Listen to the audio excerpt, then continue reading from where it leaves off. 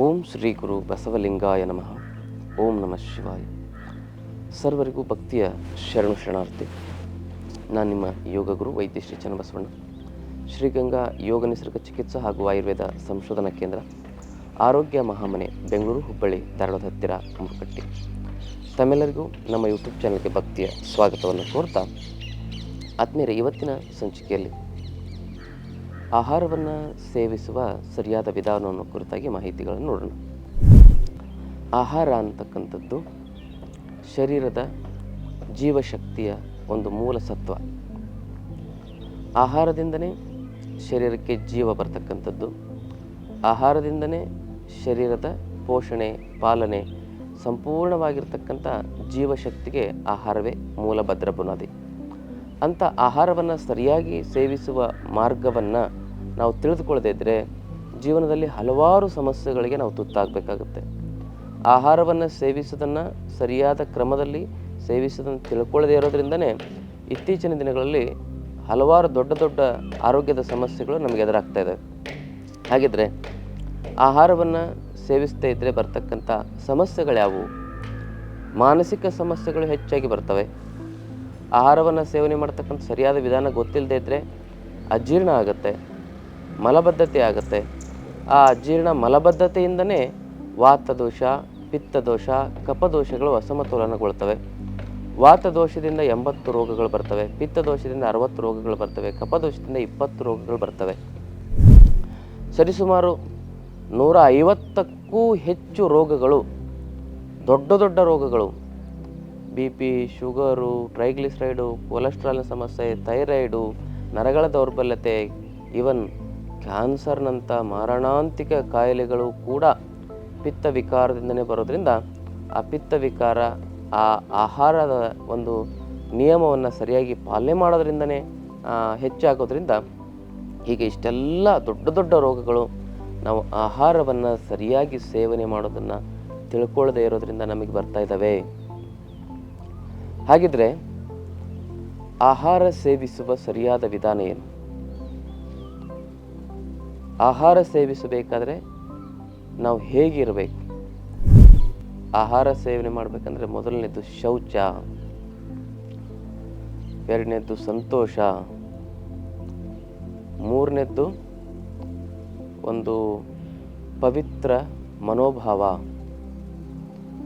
ಪವಿತ್ರವಾದ ಮನೋಭಾವ, ದಿವ್ಯ ಮನೋಭಾವ ಅಂತ ಹೇಳ್ಬೋದು. ಅದಕ್ಕೆ ದಿವ್ಯ ಮನೋಭಾವ ಇದರಬೇಕು.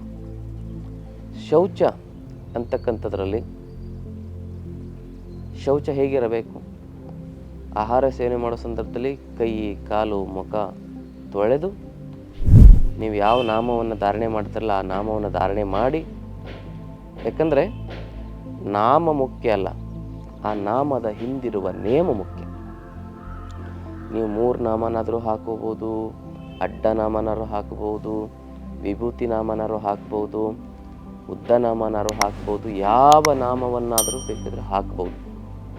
ಅದನ್ನು ಹಾಕುವ ಉದ್ದೇಶ ಏನಂತಂದರೆ ನಮ್ಮ ದೇಹದಲ್ಲಿ ನಾವು ಶೌಚವನ್ನು, ಸ್ವಚ್ಛತೆಯನ್ನು ಕಾಪಾಡ್ಕೊಳ್ತೇವೆ ಅಂತಕ್ಕಂಥ ಸಂಕೇತ ಅದು. ಆ ಒಂದು ಅಶುದ್ಧಿ ಗುಣವನ್ನು, ಈಗ ನೋಡಿ, ವಿಭೂತಿ ಅಂದರೆ ಭೂತ ಗುಣಗಳನ್ನು ಸುಡುವುದು ಅಂತ. ನಮ್ಮೊಳಗಿರ್ತಕ್ಕಂಥ ಭೂತ ಗುಣಗಳನ್ನು ಸುಡ್ತಾ ಇದ್ದೀನಿ. ಅದರ ಜೊತೆಗೆ ಆ ವಿಭೂತಿ ನಾಮಧಾರಣೆ ಮಾಡ್ಬೇಕಂದ್ರೆ ನಾವು ಕಂಪಲ್ಸರಿ ಏನು ಮಾಡಬೇಕು? ಕೈ, ಕಾಲು, ಮುಖ ತೊಳೆದೇ ಮಾಡ್ಕೊಳ್ತೇವೆ. ಅದೊಂದು ನೇಮ ಇದೆ. ಹಾಗಾಗಿ ಆ ನಾಮದ ಹಿಂದಿರುವ ನೇಮ ಏನಂದರೆ ಅದನ್ನು ಧಾರಣೆ ಮಾಡ್ಕೊಳ್ಳೋಕ್ಕಾದರೂ ಕೈ, ಕಾಲು, ಮುಖ ಸ್ವಚ್ಛ ಮಾಡ್ಕೊಳ್ತೇವೆ. ಅಲ್ಲಿ ಶೌಚ ಆಯಿತು, ಸ್ವಚ್ಛತೆ ಆಯಿತು ಅಲ್ವಾ?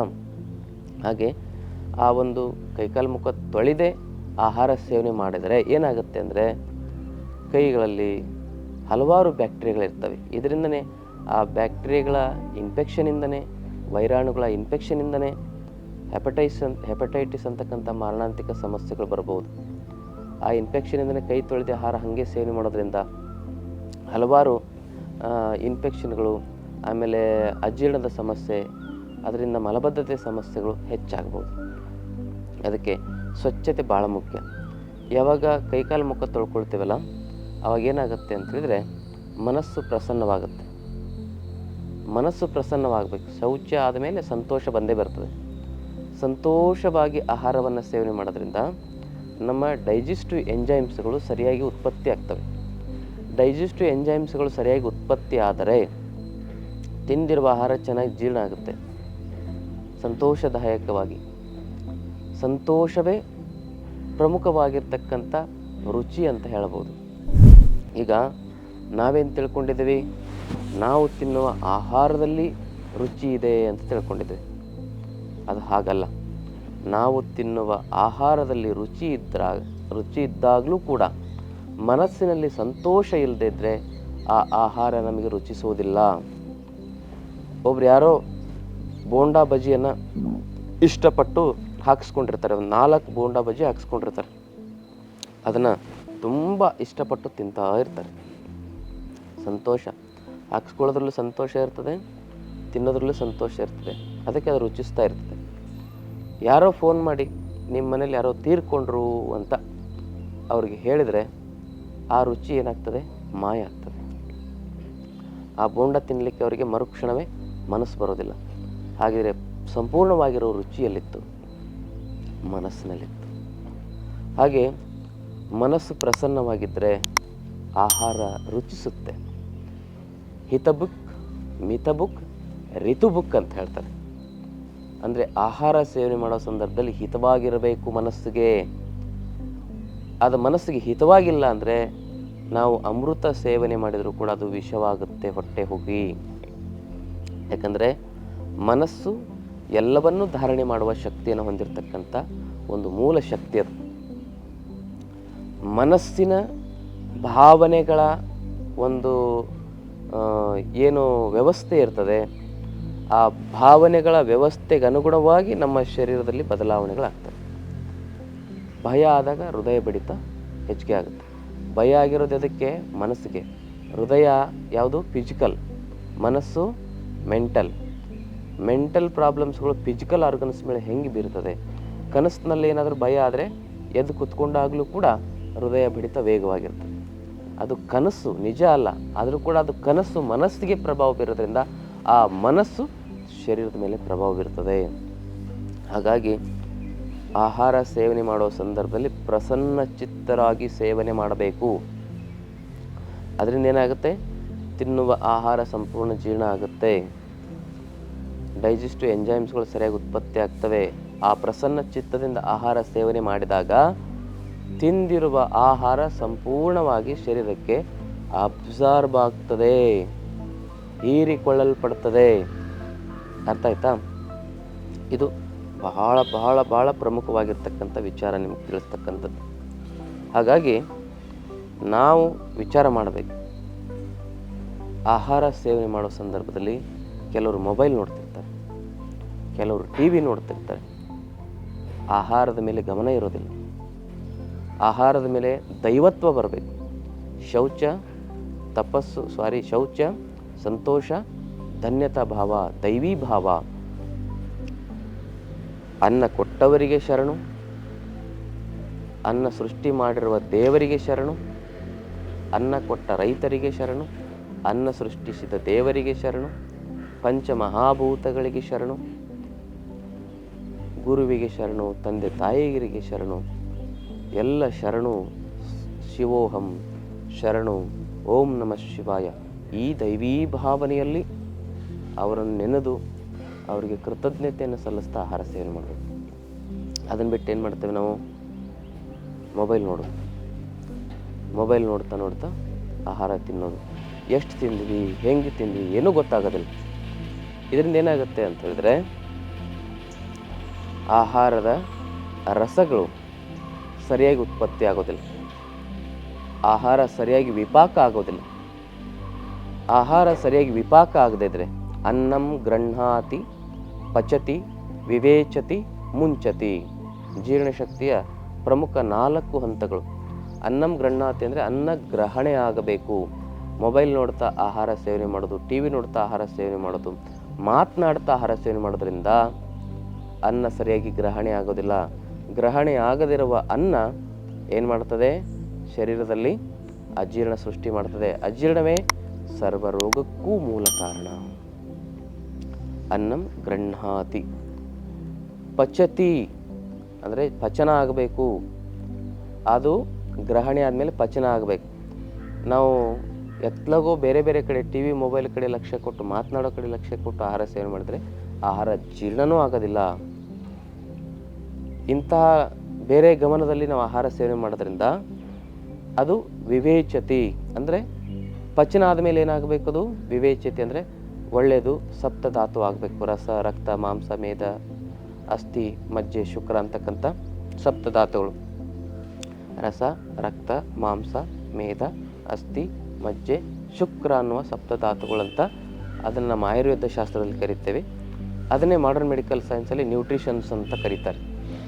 Protein, vitamins, minerals, carbohydrate, fibre, fat, ಹೀಗೆ ಅವರು ಬೇರೆ ವಿಭಿನ್ನವಾಗಿರ್ತಕ್ಕಂಥ ಪದ್ಧತಿ ಮಾಡರ್ನ್ ಮೆಡಿಕಲ್ ಸೈನ್ಸಲ್ಲಿ ಈ ರೀತಿ ಆಹಾರದಲ್ಲಿ ಅವರು ವಿಜ್ಞಾನವನ್ನು ಕಾಣ್ತಾರೆ. ಹಾಗೆ ಇವೆಲ್ಲವುಗಳು ಪೋಷಕ ಸತ್ವಗಳು ಅನ್ಕೊಳ್ಳಿ, ಸಪ್ತಧಾತುಗಳ ಸಾರ ಅನ್ಕೊಳ್ಳಿ, ಅವೆಲ್ಲವೂ ಶರೀರಕ್ಕೆ ಸಿಗಬೇಕು ಅಂದರೆ ಅದು ಮುಂಚತೆ ಅಂದರೆ ಒಳ್ಳೆ ಭಾಗ ಕೆಟ್ಟ ಭಾಗ ಸಪ್ರೇಟ್ ಆಗಬೇಕು. ಅದು ಒಳ್ಳೆ ಭಾಗ ಕೆಟ್ಟ ಭಾಗ ಸಪ್ರೇಟ್ ಆಗಬೇಕಂದ್ರೆ ಏನು ಮಾಡಬೇಕು, ಆ ಒಂದು ಆಹಾರದಲ್ಲಿರುವ ಒಂದು ರಸಗಳು ಸಪ್ರೇಟ್ ಆಗಲಿಕ್ಕೆ ಸಮಾನವಾಯು, ಪಾಚಕ ಪಿತ್ತ, ಕ್ಲೇದಕ ಕಫ ಈ ಮೂರು ಸರಿಯಾಗಿ ಕೆಲಸ ಮಾಡಬೇಕು. ಆ ಸಮಾನ ವಾಯುವಿನಿಂದ ಏನಾಗಬೇಕು, ಅದು ಸಪ್ರೇಟಾಗಿ ಜೀರ್ಣ ಆದ ಮೇಲೆ ಸಪ್ರೇಟಾಗಿ ಅಬ್ಸರ್ವ್ ಆಗಿ ಕೆಟ್ಟ ಭಾಗ ಮುಂಚತಿ ಅಂದರೆ ಸಮಾನ ವಾಯುವಿನಿಂದ ಅಪಾನ ವಾಯುವಿಗೆ ಅದು ತಲುಪಬೇಕು. ಅದರಿಂದ ಮಲಮೂತ್ರದ ರೂಪದಲ್ಲಿ ಹೊರಗೆ ಹೋಗಬೇಕು. ಇದಷ್ಟು ಜೀರ್ಣಾಂಗ ವ್ಯವಸ್ಥೆಯ ಪ್ರೊಸೀಜರ್ ಇದು. ಮೊದಲು ಗ್ರಹಣೆ ಆಗಬೇಕು, ಆಮೇಲೆ ಪಚನ ಆಗಬೇಕು. ಗ್ರಹಣಾತಿ ಅಂದರೆ ಗ್ರಹಣೆ ಆಗೋದು, ಪಚತಿ ಅಂದರೆ ಪಚನ ಆಗೋದು, ವಿವೇಚತಿ ಅಂತೇಳಿದರೆ ಕೆಟ್ಟದ್ದು ಒಳ್ಳೆಯದು ಸಪ್ರೇಟ್ ಆಗೋದು, ಮುಂಚತಿ ಅಂದರೆ ಒಳ್ಳೆಯದು ಸಪ್ತಧಾತುವಾಗಿ ಅಂದರೆ ಪೋಷಕಾಂಶಗಳಾಗಿ ಶರೀರಕ್ಕೆ ತಲುಪೋದು, ಕೆಟ್ಟದ್ದು ಆ ಒಂದು ಮಲಮೂತ್ರದ ರೂಪದಲ್ಲಿ ಮುಂಚತಿ ಅಂದರೆ ಅಪಾನ ವಾಯುವಿನ ಮೂಲಕ ಹೊರಗಡೆ ಹೋಗುವುದು. ಇದಿಷ್ಟು ಆಗಬೇಕಂದ್ರೆ ಮನಸ್ಸು ದೈವೀ ಭಾವದಲ್ಲಿರಬೇಕು, ಪ್ರಸನ್ನ ಭಾವದಲ್ಲಿರಬೇಕು, ಧನ್ಯತೆಯ ಭಾವದಲ್ಲಿರಬೇಕು. ಇವೆಲ್ಲ ಇರಬೇಕು ಮನಸ್ಸಿನಲ್ಲಿ. ಅಂದಾಗ ಮಾತ್ರ ಆಹಾರ ಇಷ್ಟು ಒಳ್ಳೆಯ ಪ್ರಕ್ರಿಯೆಯಲ್ಲಿ ಜೀರ್ಣವಾಗಿ ನಮ್ಮ ಶರೀರ ಭಾಳ ನಿರೋಗಿಯಾಗಿ ಬದುಕುತ್ತೆ.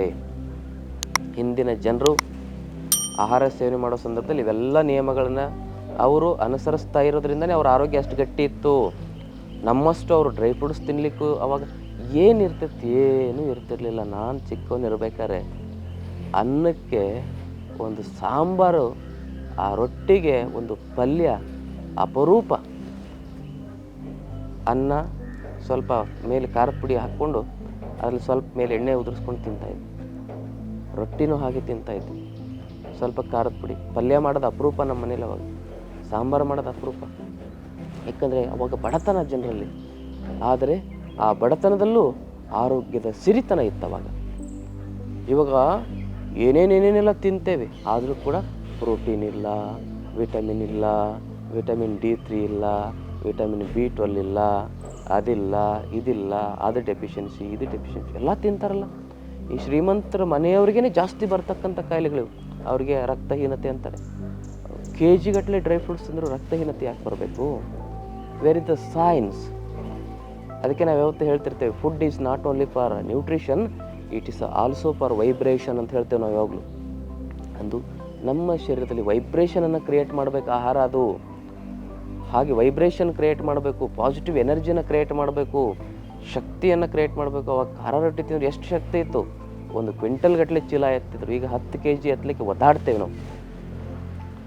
ಯಾಕೆ ಹೀಗಾಗಿದೆ ಅಂದರೆ ಆಹಾರ ಸೇವನೆ ಮಾಡೋದು ಸರಿಯಾಗಿಲ್ಲ. ಡೈನಿಂಗ್ ಟೇಬಲ್ ಮೇಲೆ ಕುತ್ಕೊಂಡು ತಿನ್ನೋದು, ಸ್ಪೂನಲ್ಲಿ ತಿನ್ನೋದು. ಸ್ಪೂನಲ್ಲಿ ತಿಂದರೆ ಅದು ಬಿಸಿ ಇದೆಯೋ ಹೆಂಗಿದೆಯೋ ಗೊತ್ತೇ ಆಗಲ್ಲ. ಆ ಬಿಸಿ ಬಿಸಿದೆ ಹಾಕ್ಕೊಂಡ್ಬಿಟ್ರೆ ಹಂಗೆ ಗಂಟ್ಲೆಲ್ಲ ಸುಟ್ಟೋಗಿ ಅಸಿಡಿಟಿ ಜಾಸ್ತಿಯಾಗಿ ಮುಂದೆ ದೊಡ್ಡ ದೊಡ್ಡ ರೋಗ ಬಂದು ಗಂಟ್ಲು ಕ್ಯಾನ್ಸರ್ ಕೂಡ ಬಂದರೂ ಬರ್ಬೋದು. ಅದಕ್ಕೆ 5 ಬೆರಳು ಸೇರಿದಾಗ ಪಂಚಭೌತಿಕ ಸತ್ವಗಳು ಶರೀರದಲ್ಲಿ ಕ್ರಿಯಾಶೀಲವಾಗ್ತವೆ. ಅಗ್ನಿ ತತ್ವ, ವಾಯು ತತ್ವ, ಪೃಥ್ವಿ ತತ್ವ, ಪೃಥ್ವಿ ತತ್ವ, ಆಕಾಶ ತತ್ವ ಮತ್ತು ಜಲತತ್ವ. ಅಗ್ನಿ, ವಾಯು, ಪೃಥ್ವಿ, ಆಕಾಶ ಮತ್ತು ಜಲ. ಇದರಲ್ಲಿ ಅಗ್ನಿ ತತ್ವ ಇದೆ, ಇದರಲ್ಲಿ ವಾಯು ತತ್ವ ಇದೆ, ಇದರಲ್ಲಿ ಆಕಾಶ ತತ್ವ ಇದೆ, ಇದರಲ್ಲಿ ಪೃಥ್ವಿ ತತ್ವ ಇದೆ, ಇದರಲ್ಲಿ ಜಲ ತತ್ವ ಇದೆ. ಹೆಬ್ಬೆರಳಿನಲ್ಲಿ ಅಗ್ನಿ ತತ್ವ, ತೋರ್ಬೆರಳಿನಲ್ಲಿ ವಾಯು ತತ್ವ, ಮಧ್ಯದ ಬೆರಳಿನಲ್ಲಿ ಆಕಾಶ ತತ್ವ, ಉಂಗುರ ಬೆರಳಿನಲ್ಲಿ ಪೃಥ್ವಿ ತತ್ವ, ಕಿರು ಬೆರಳಿನಲ್ಲಿ ಜಲತತ್ವ. ಈ 5 ತತ್ವಗಳು ಏನಾಗಬೇಕು, ಸೇರಬೇಕು. ನಮ್ಮ ಶರೀರ ರಚನೆ ಆಗಿರೋದು ಜಗತ್ತಿನಲ್ಲಿ ಎಲ್ಲ ಟಿ ವಿ, ಮೊಬೈಲು, ಕಾರು ಇವೆಲ್ಲ ರಚನೆ ಆಗಿರ್ತಕ್ಕಂಥದ್ದು ಈ ಪಂಚಭೌತಿಕ ಸತ್ವಗಳಿಂದನೇ. ಅದಕ್ಕೆ ನಾವು 5 ಬೆರಳನ್ನು ಸೇರಿಸಿ ಆಹಾರ ಸೇವನೆ ಮಾಡಬೇಕು. ಅಂಥ ಆಹಾರವನ್ನು ಮಣ್ಣಿನ ಮಡಿಕೆಯಲ್ಲಿ ತಯಾರಿಸಿದರೆ ಬಹಳ ಒಳ್ಳೆಯದು. ಅದರಲ್ಲಿ ಪಂಚಭೌತಿಕ ಸತ್ವಗಳು ಹೆಚ್ಚಾಗಿರ್ತವೆ. ಆ ಮಣ್ಣಿನ ಮಡಿಕೆ ಆಹಾರಗಳ ಉಪಯೋಗ ಅಂತಲೇ ಒಂದು ಎಪಿಸೋಡ್ ಮಾಡಿದ್ದೀನಿ, ಅದನ್ನು ನೀವು ನೋಡ್ಬೋದು. ಹಾಗೆ ನೀವು ಸೇವನೆ ಮಾಡೋದ್ರಿಂದ ಈ ಸಮಾನ ಮುದ್ರೆ ಅಂತಲೂ ಕೂಡ ಇದನ್ನು ಕರೀತಾರೆ. ಈ ಕೈಯನ್ನು ಹೀಗೆ ಸೇರಿಸಿ ಒಂದು ತುತ್ತನ್ನು ಬಾಯಲ್ಲಿಟ್ಟಾಗ ಶರೀರದಲ್ಲಿ ಸಮಾನ ವಾಯು ಕ್ರಿಯಾಶೀಲವಾಗುತ್ತೆ. ಯಾಕಂದರೆ ಈ 5 ಬೆರಳುಗಳನ್ನು ಜೋಡಿಸಿದಾಗ ಅದೇನಾಗುತ್ತೆ ಅಂತಂದರೆ ಸಮಾನ ಮುದ್ರೆ ಆಗುತ್ತೆ. ನೋಡಿ, ಎಲ್ಲ ಬೆರಳುಗಳದ್ದು ಆಕಾರ ಮತ್ತು ಏನಂದರೆ ಅದರದ ಒಂದು ಗಾತ್ರ ಬೇರೆ ಬೇರೆ ಆಗಿದೆ. ಒಂದು ಉದ್ದ ಇದ್ದರೆ ಒಂದೊಂದು ಚಿಕ್ಕದಿದೆ, ಇನ್ನೊಂದು ತೆಳ್ಳಗಿದೆ. ಹೀಗೆ ಇವೆಲ್ಲವೂ ಕೂಡ ಸೇರ್ತವೆ. ವಿಭಿನ್ನತೆಯಲ್ಲಿ ನಮ್ಮ ಏಕತೆಯನ್ನು ನಾವು ಕಾಣ್ಬೋದು, ವಿವಿಧತೆಯಲ್ಲಿ ಏಕತೆ. ಭಾರತವೂ ಕೂಡ ಹಾಗೆ.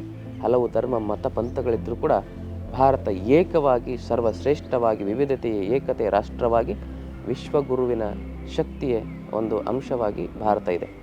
ಹಾಗೆ ಈ ಆಹಾರವನ್ನು ಹೀಗೆ ಸೇವನೆ ಮಾಡೋದ್ರಿಂದ ಸಮಾನವಾಗಿ ಕ್ರಿಯಾಶೀಲ ಆಗ್ತದೆ. ಅವಾಗೇನಾಗುತ್ತೆ, ತಿಂದಿರುವ ಆಹಾರ ಚೆನ್ನಾಗಿ ಜೀರ್ಣ ಆಗುತ್ತೆ.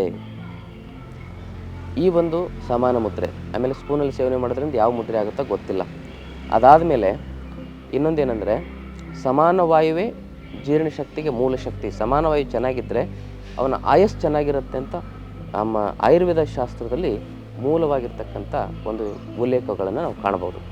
ಇನ್ನು ಇದಾದ ಮೇಲೆ ಸಮಾನ ವಾಯುವಿನ ಶಕ್ತಿಯನ್ನು ಕ್ರಿಯಾಶೀಲಗೊಳಿಸ್ಕೊಳ್ಳಿಕ್ಕಾಗಿ ನಾವು ಕೆಳಗಡೆ ಕುತ್ಕೊಂಡು ಆಹಾರ ಸೇವನೆ ಮಾಡಬೇಕು. ಕೆಳಗಡೆ ಕುತ್ಕೊಂಡಾಗ ಜಠರಾಗ್ನಿ ಕ್ರಿಯಾಶೀಲ ಆಗುತ್ತೆ. ಡೈನಿಂಗ್ ಟೇಬಲ್ ಮೇಲೆ ಕುತ್ಕೊಂಡ್ರೆ ಆಗಲ್ಲ. ಅದಕ್ಕೆ ಹಿಂದೆ ಮಣೆ ಇರ್ತಿತ್ತು, ಅಡ್ಡಣಿಗೆ ಅಂತ ಇರ್ತಿತ್ತು. ಮಣೆ ಮೇಲೆ ಕುತ್ಕೊಂಡು ಅಡ್ಡಣಿಗೆ ಮೇಲೆ ಆಹಾರ ತಟ್ಟೆ ಇಟ್ಕೊಂಡು ಆಹಾರ ಸೇವನೆ ಮಾಡ್ತಾರೆ. ಇವೆಲ್ಲ ಹೋಗ್ಬಿಟ್ಟಿದ್ದಾವೆ. ಅದನ್ನು ಸರಿಯಾಗಿ ತಿಳ್ಕೊಬೇಕು. ಆಹಾರದ ನಿಯಮ ಅದು. ಈಗ ಇಷ್ಟೆಲ್ಲ ಆಹಾರದ ನಿಯಮಗಳನ್ನ ಸರಿಯಾಗಿ ಪಾಲನೆ ಮಾಡಬೇಕು. ಮತ್ತು ಆಹಾರವನ್ನು ತಿನ್ನಬೇಕಾದ್ರೆ ಚೆನ್ನಾಗಿ ಅಗದು ತಿನ್ನಬೇಕು. 32 ಸರಿ ಅಗದು ತಿಂದರೆ ಅದು ಜೀರ್ಣ ಆಗುತ್ತೆ. ಹಾಗೆ ಅವಸರದಲ್ಲಿ ನುಂಗಬಾರ್ದು. ಕೆಲವು ಜನ ಮೂಢನಂಬಿಕೆಯಿಂದ ಏನು ಮಾತಾಡ್ತಾರೆ ಅಂದರೆ, ಅನ್ನವನ್ನು ಅಗದ್ರೆ ಪಾಷಾಣ ಆಗುತ್ತೆ ಅಂತ ಹೇಳ್ತಾರೆ. ಎಷ್ಟು ನೋಡಿ, ಅದು ಒಂದು ಮೂಢನಂಬಿಕೆ ಅಂತಕ್ಕಂಥ ನಾವು ಸರಿಯಾಗಿ ತಿಳ್ಕೊಬೇಕು. ಅದಕ್ಕೆ ಅನ್ನವನ್ನು ಚೆನ್ನಾಗಿ ಅಗಿಬೇಕು. ಬಾಯಲ್ಲಿರ್ತಕ್ಕಂಥ ಹಲ್ಲುಗಳಿಗೆ ಕೊಡೋ ಕೆಲಸವನ್ನು ಹೊಟ್ಟೆಗೆ ಕೊಡಬಾರ್ದು. ಅನ್ನ ಚೆನ್ನಾಗಿ ಅಗಿದ್ರೆ ಚೆನ್ನಾಗಿ ಜೀರ್ಣ ಆಗುತ್ತೆ. 32 ಬಾರಿ ಅಗಿಬೇಕು. ಆಮೇಲೆ ಆಹಾರ ಸೇವನೆ ಮಾಡೋ ಸಂದರ್ಭದಲ್ಲಿ ಮಾತಾಡಬಾರ್ದು. ಮಾತಾಡಿದರೆ ಅಜೀರ್ಣ ಆಗುತ್ತೆ, ಗ್ಯಾಸ್ ಹೋಗ್ಬಿಡುತ್ತೆ ಒಳಗೆ. ಮತ್ತು ಆಹಾರ ಸೇವನೆ ಮಾಡೋ ಸಂದರ್ಭದಲ್ಲಿ ಮೌನದಲ್ಲುಂಬುದು ಆಚಾರವಲ್ಲ, ಲಿಂಗಾರ್ಪಿತ ಮಾಡಿದ ಬಳಿಕ ತುತ್ತಿಗೊಮ್ಮೆ ಶಿವ ಶರಣೆನ್ನುತ್ತಿರಬೇಕು. ಕೂಡಲ ಸಂಗನ ಶರಣರ ನೆನೆಯುತ್ತಾ ಉಂಡರೆ ಕರ್ಣವೃತ್ತಿಗಳಡಗುವು. ನಮ್ಮ ಕೂಡಲ ಸಂಗಮ ದೇವರ ನೆನೆಯುತ್ತಾ ಉಂಡರೆ, ಶರಣರ ನೆನೆಯುತ್ತಾ ಉಂಡರೆ ಕರ್ಣವೃತ್ತಿಗಳು, ಪಂಚೇಂದ್ರಿಯಗಳ ಕರ್ಣವೃತ್ತಿಗಳು, ಪಂಚ ಜ್ಞಾನೇಂದ್ರಿಯಗಳು, ಪಂಚ ಕರ್ಮೇಂದ್ರಿಯಗಳ ಕರ್ಣ ವೃತ್ತಿಗಳು ಏನಾಗ್ತವೆ, ಅಡಗ್ತವೆ, ಅವು ಶುದ್ಧವಾಗ್ತವೆ ಅಂತ ಹೇಳ್ತಾರೆ. ಅಂದರೆ ಆಹಾರ ಸೇವನೆ ಮಾಡೋದ್ರಿಂದ ಕಣ್ಣು ಒಳ್ಳೆಯದನ್ನು ನೋಡುತ್ತೆ, ಕಿವಿ ಒಳ್ಳೆಯದನ್ನು ಕೇಳುತ್ತೆ, ಮೂಗು ಒಳ್ಳೆಯದನ್ನು ವಾಸಿಸುತ್ತೆ, ಚರ್ಮ ಒಳ್ಳೆಯದನ್ನು ಮುಟ್ಟುತ್ತೆ, ನಾಲಿಗೆ ಒಳ್ಳೆಯದನ್ನು ರುಚಿಸುತ್ತೆ.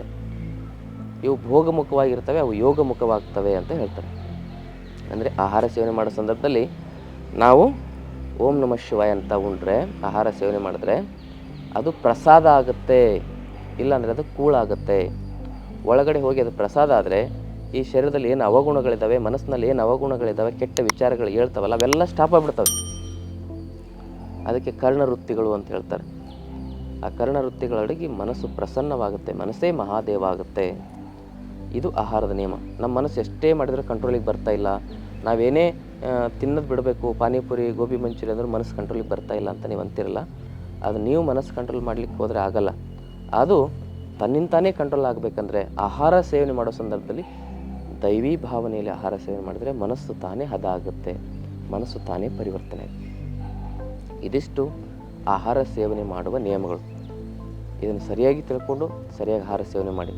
ಇದನ್ನು ತಿಳ್ಕೊಳ್ಳದೆ ದೊಡ್ಡ ದೊಡ್ಡ ಆರೋಗ್ಯದ ಸಮಸ್ಯೆಗಳಿಗೆ ತುತ್ತಾಗಬೇಡಿ. ನಮ್ಮ ಆಶ್ರಮದಲ್ಲಿ 5 ದಿನದ ವಿಶೇಷ ಯೋಗ ತರಬೇತಿ ಶಿಬಿರ ಇರ್ತದೆ. ಅಲ್ಲಿ ಆಹಾರ ಸೇವನೆ ಮಾಡೋದು ಹೇಗೆ, ಮಲಗೋದು ಹೇಗೆ, ಏಳೋದು ಹೇಗೆ, ಜೀವನದಲ್ಲಿ ಇವನ್ನೆಲ್ಲ ಕಲ್ತ್ರೆ ಮೂತ್ರ ವಿಸರ್ಜನೆ ಮಾಡೋದು, ಮಲ ವಿಸರ್ಜನೆ ಮಾಡೋದು ಯಾವುದೂ ಗೊತ್ತಿಲ್ಲ ನಮಗೆ. ಇವನು ಕಲ್ತ್ರೆ ನಾವು ಆಸ್ಪತ್ರೆಗೆ ದುಡ್ಡು ಖರ್ಚು ಮಾಡಬೇಕಾಗಿಲ್ಲ. ಈಗ ಏನಾಗಿದೆ ಅಂದರೆ ದುಡಿದಿರೋ 90% ದುಡ್ಡು ಆಸ್ಪತ್ರೆ ಪಾಲಾಗ್ತಾ ಇದೆ.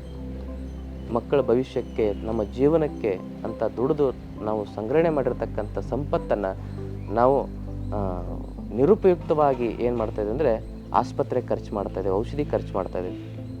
ಅದಕ್ಕೆ ನಮ್ಮ ಜೀವನ ಸಮೃದ್ಧವಾಗಿರಬೇಕು, ಆರೋಗ್ಯಕರವಾಗಿರಬೇಕು. ಆರೋಗ್ಯವೇ ನಿಜವಾಗಿರ್ತಕ್ಕಂಥ ಸ್ವರ್ಗ, ಅನಾರೋಗ್ಯವೇ ನರಕ. ಅದು ಆರೋಗ್ಯವಾಗಿರಬೇಕಂದ್ರೆ ಅದಕ್ಕೆ ಸೂತ್ರಗಳಿದ್ದಾವೆ. ಆ ಸೂತ್ರಗಳನ್ನು ನಮ್ಮ ಆ ಶಿಬಿರದಲ್ಲಿ ಸಹಜ ಜೀವನ ಯೋಗ ಶಿಬಿರ ಅಂತದು, ಅಲ್ಲಿ 5 ದಿವಸ ನಿಮ್ಗೆ ಹೇಳ್ಕೊಡ್ತೇವೆ. ಹಲವಾರು ಜನ ಆ ಶಿಬಿರದಲ್ಲಿ ಬಂದು 5 ದಿವಸದಲ್ಲಿ ಎಷ್ಟು ಒಳ್ಳೆ ರೀತಿ ರಿಸಲ್ಟ್ ಅಂದರೆ BP ಶುಗರ್ ಮಾತ್ರೆಗಳು ಅಲ್ಲಿಂದಲ್ಲೇ ಕಡಿಮೆ ಆಗಿಬಿಡ್ತವೆ. ಕೆಲವರು ನಿಲ್ಲಿಸೇ ಬಿಡ್ತಾರೆ, ಅಂದರೆ ಅದು ನಾರ್ಮಲಿಗೆ ಬರ್ತವೆ ಕೆಲವರಲ್ಲಿ. ಕೆಲವು ಜನರು ಮನೆಗೆ ಹೋಗಿ ಸರಿಯಾಗಿ ಅಭ್ಯಾಸ ಮಾಡಿ ಒಂದು 2-3 ತಿಂಗಳಲ್ಲಿ ಆ ಮಾತ್ರೆಗಳನ್ನು ಬಿಟ್ಟವರಿದ್ದಾರೆ. ಆದರೆ ನಾವು ಹೇಳಿರೋದನ್ನು ಚಾಚು ತಪ್ಪದೆ ಫಾಲೋ ಮಾಡಬೇಕು.